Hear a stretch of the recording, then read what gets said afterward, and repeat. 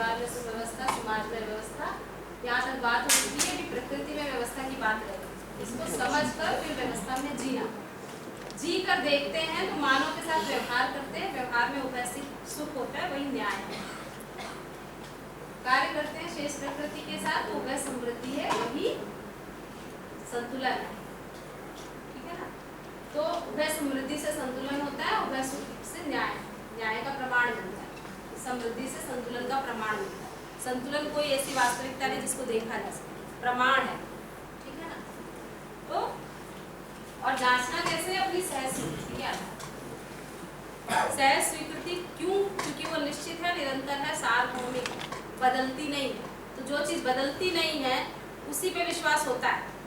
पता चला जिस स्कूटी पे हमने कील गाड़ी वो जो जिस दीवार पे वो कील गाड़ी वो दीवारें ढह गई, तो उस पे विश्वास नहीं हो सकता। विश्वास सिर्फ उसी पे हो सकता है जो कभी बदलता नहीं। निश्चित आचरण पे विश्वास हो सकता है, ये बात हुई थी। और निश्चित आचरण बाकी शेष प्रकृति में हमने देखा कि निश्चित आचरण जो कल बात हो रही थी प्रकृति में, तो संतुलन है, व्यवस्था है, परस्परता में एक दूसरे को पहचानते हैं, निर्वाह करते हैं और संतुलन को बनाए रखते हैं। वो एक निश्चित आचरण में जी रहे हैं। मानव निश्चित आचरण में कैसे जिएगा, तो इसको हमने आज थोड़ा सा बताने की कोशिश करी कि मानवीयतापूर्ण निश्चित आचरण ये है जब यहाँ पे अनुभव विचार है ना, ये बौद्धिक क्षेत्र में समाधान और मूल्यों की स्पष्टता होगी, उसके साथ अपना होने को हम देख पाएंगे।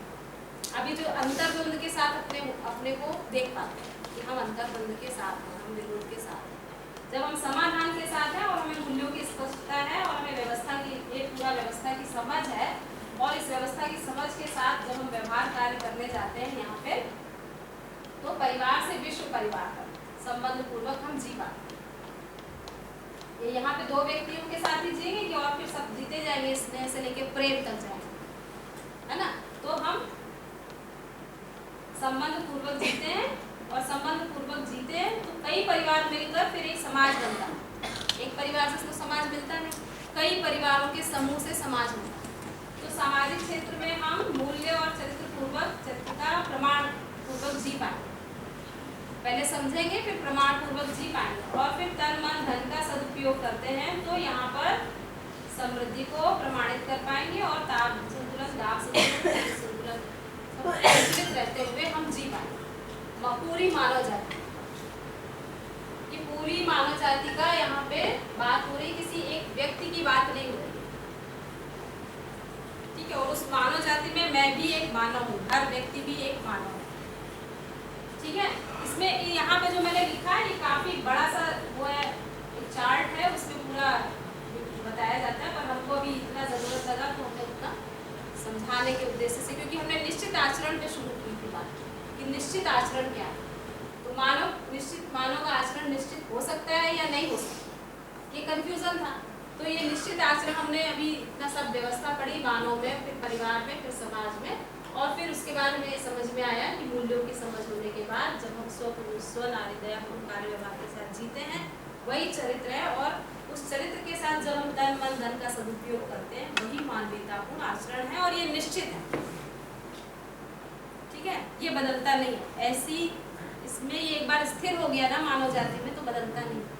जैसे पहले शादियां नहीं होती थी कबीला युग में, है ना, जो बलशाली होता था वही जिसके साथ चाहता था उससे शादी कर लेता। अभी ये सिस्टम हो गया कि भैया शादियां तो ऐसे होंगी, तो वो सिस्टम एक बार स्थिर हो गया, अब वही चल रहा है परंपरा से, है ना। बच्चे पहले कौन पालेगा, कौन क्या करेगा, ये कुछ निश्चित नहीं था, समूह में पल जाते।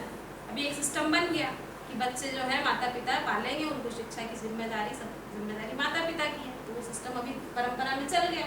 उसी तरीके से जब इसकी समझ हो जाएगी तो फिर ये सिस्टम में आ गया, तो इसकी परंपरा पीढ़ी दर पीढ़ी बन जाएगी।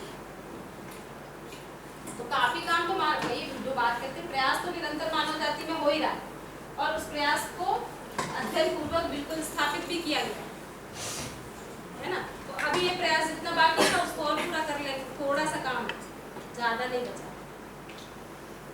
शिक्षा संस्कार का काम, थोड़ा सा काम, बाकी सब व्यवस्थाएं तो सारी बनी हुई है। हमने व्यवस्था तो बनानी तो है नहीं, बनी हुई व्यवस्था में सिर्फ कंटेंट को डालना। जैसे शिक्षा में सारी जगह स्कूल तो खुल ही गए, टीचर्स अवेलेबल है, सभी टीचर्स की चाहना अच्छी है ही है ना। बस खाली समझ वाला काम बाकी है, हल्का सा वो कर लिया, उसमें जो भी लगे 10-5 साल, प्रकृति में व्यवस्था को पढ़ रहे हैं, तो प्रकृति को जब हम देखने जाते हैं तो वो इकाइयों का समूह दिखता है। चारों पर हम अपने चारों ओर देखें तो क्या दिखता है? पेड़ पौधे दिखते हैं, पशु पक्षी दिखते हैं, मिट्टी, पानी, हवा, ये सब पता चलता है। ये सब क्या है? इकाइयाँ। तो कलेक्शन ऑफ यूनिट्स है ना, इसको बोला है प्रकृति, सबको मिला के। समझ में आता है? सारी चीजों को अगर एक साथ पेड़ बोले, फिर नदी बोले, फिर पहाड़ बोले, उससे अच्छा है इकाई, इकाइयों का समूह। तो प्रकृति बराबर इकाइयों का समूह, पता चल जाएगा ना। जब प्रकृति बोलेंगे तो इकाइयों का समूह। प्रकृति का मतलब पेड़ पौधे नहीं, खाली हर इकाई, उसका सबका कलेक्शन, ठीक है। और इकाई को जब हम देखने जाते हैं तो कोई भी इकाई को क्रिया के रूप में दिखाई देती है। जैसे हमने बात करी मानव की क्रियाएं क्या क्या है। मानव को देखने जाएंगे तो मानव में दो तरह की क्रियाएं हैं। इच्छा विचार आशा एक क्रिया है। तो इच्छा विचार आशा ऐसी क्रिया है जिसको हम स्वयं में देख सकते हैं, बाहर बोल सकते हैं, लेकिन बाहर कोई वो ऐसे दिखाई नहीं देता आंखों से, ठीक है। लेकिन है तो वो क्रिया ही, क्रिया है ना। सोचना एक क्रिया है, विचार करना एक क्रिया है, वो भी एक इकाई में होगा, ठीक है। तो क्रिया समूह को, पूरी क्रिया समूह को प्रकृति बोला गया है। तो जब क्रिया को देखने जाते हैं तो जो भी एक एक के रूप में है, वो उसमें हर एक के रूप में रूप, गुण, स्वभाव, धर्म, परम है, ये पांचों चीजें अविभाज्य रूप से दिखती हैं। क्या दिखता है क्रिया में? रूप, उसका आकार दिखता है। आकार दिखता है मतलब आकार, आयतन, घन, पूरा आंखों से दिखने वाली जो आकृतियां, वो सब रूप, ठीक है। और जो गुण है वो परस्परता में पता चलता है, अकेले में नहीं पता चलता।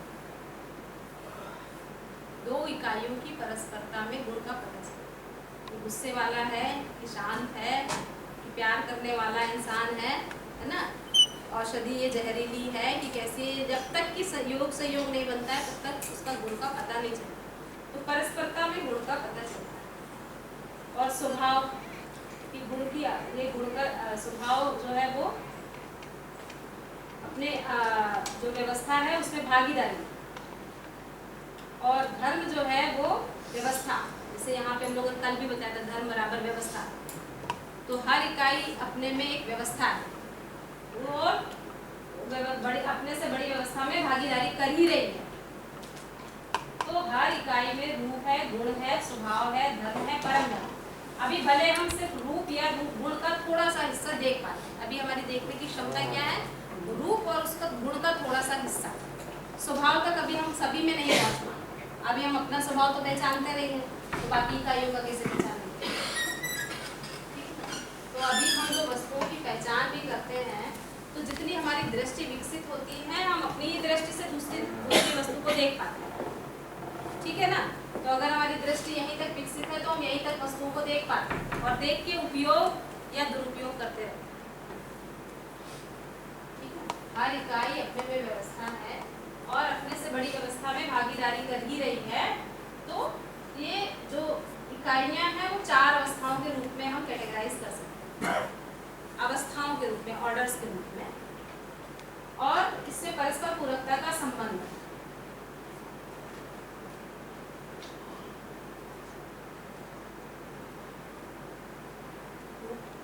पहले वाली स्लाइड, और दो तरह की इकाइयां कौन कौन सी हैं? एक तो जड़ इकाई है और चैतन्य इकाई। इकाइयां किस तरह की हैं? दो तरह की। तो जड़ इकाई, एक चैतन्य इकाई। जैसे एग्जाम्पल के रूप में हमने मानव का एग्जाम्पल लिया था, उसमें शरीर को जड़ इकाई और मैं को चैतन्य इकाई के रूप में समझाने के प्रयास किया, ठीक है ना। तो दो तरह की इकाइयां हैं, जड़ और चैतन्य। जड़ संसार और चैतन्य संसार, टोटल के कलेक्शन को प्रकृति बोलते हैं। और उसमें क्रिया के रूप में, क्रिया के रूप में जो एक एक के रूप में है, हर एक एक के रूप में रूप, गुण, स्वभाव, धर्म, परम धर्म है, और वो निश्चित है, बदलता नहीं है, ठीक है। और जो निश्चित है वो चार अवस्थाओं में हम देख सकते हैं, और वो परस्पर पूरकता के संबंध, पूरकता का संबंध है। वो चार अवस्थाएं कौन कौन सी है? प्राणिक ऑर्डर, प्राण अवस्था जैसे पेड़ पौधे इत्यादि पूरा वनस्पति जगत। पदार्थ अवस्था मिट्टी धातु आदि जैसे पूरा physical order soil material metal ये सब इसमें आ जाता है।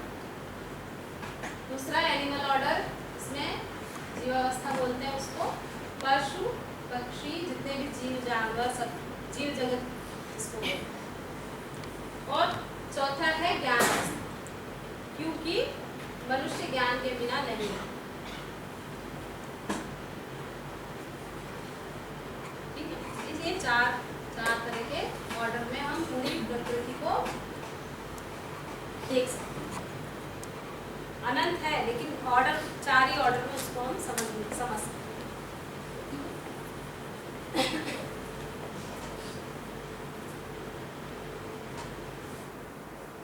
इनमें क्या है, म्यूचुअल मतलब परस्पर आपस में, है ना, पूरकता है, फुलफिलमेंट, इसकी कल बात हुई थी काफी सारी, ये सब परस्परता में पूरकता को पहचानते हैं और निर्वाह करते हैं।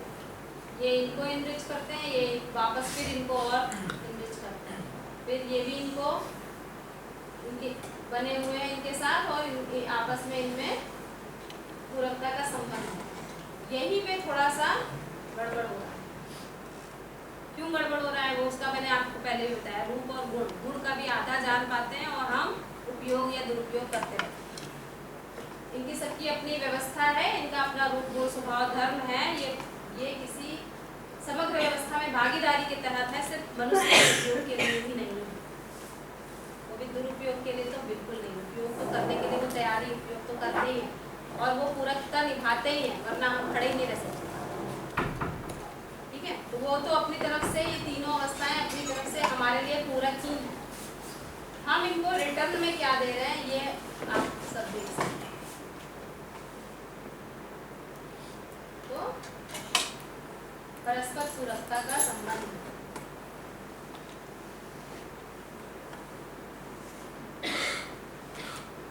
चार अवस्थाओं को इधर देखें तो पदार्थ अवस्था, प्राण अवस्था, जीव अवस्था और ज्ञान अवस्था। इकाई के रूप में देखें तो मिट्टी धातु मणि जितने भी आपको पदार्थ अवस्था दिखाए, पदार्थ की चीजें दिखाई देती है, पानी गैस जितना भी है ना, ये सब जड़ में आता है पदार्थ अवस्था। और भी बहुत कुछ आता है, ठीक है, ताप है, दाब है, जितना भी है ना, वो सब उसकी बहुत ज़्यादा डेप्थ में नहीं जा रहे हैं, वो आप 7 दिन के वर्कशॉप में आप बात कर सकते हैं।